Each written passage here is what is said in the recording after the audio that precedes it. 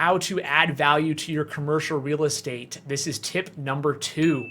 Thanks for tuning in to Commercial Real Estate Explained. This is a video series to help building owners add some value to their commercial real estate. We spend a lot of time talking about what buyers should do. We want to talk about what current commercial real estate owners can do to improve the value of their building before they sell.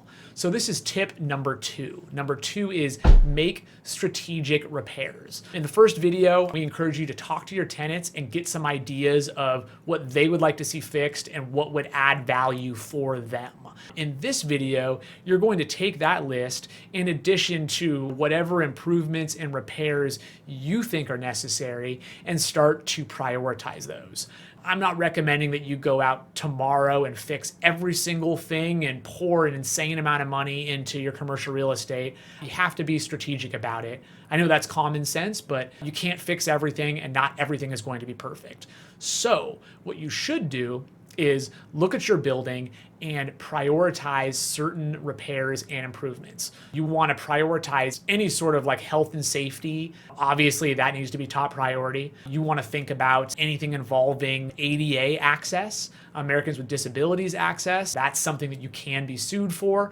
So you always want to be cognizant of how compliant are you on your ADA access. After that, you want to start to think about, okay, if I could fix one thing to improve this building for my tenants, it's going to allow me to ask them for more rent. If they leave, it's going to make it easier for me to get a new tenant. Really ask yourself, what could I do that's going to make my building better for tenants? And that might be fixing rain gutters that you've been putting off for a long time that's been staining your paint. It might be repainting all the doors like a fun accent color that's just going to add a little bit of a pop. It doesn't have to be a high dollar thing, but I always encourage you to have a list of things that you could do affordably to add value to your building. Once again, you do not want to be a zombie building owner that basically just lets their building just fall apart into the ground because you don't do deferred maintenance, you don't talk to your tenants, you don't ever fix anything, you don't ever modernize anything.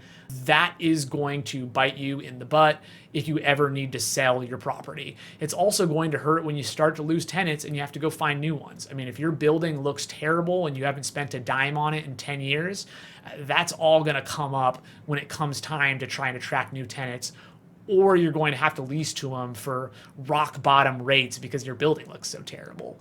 So that's tip number 2, is make a list of strategic repairs and start working through those. Don't have to do them all on day one, but you want to always have an idea of, okay, when I have a spare couple $1,000s, this is what I want to fix next, and keep that list handy. So thanks for tuning in. Hope you got a little value out of this. Please hit subscribe and like. Really appreciate it. We're putting out content for commercial real estate buyers and sellers. Thanks for tuning in.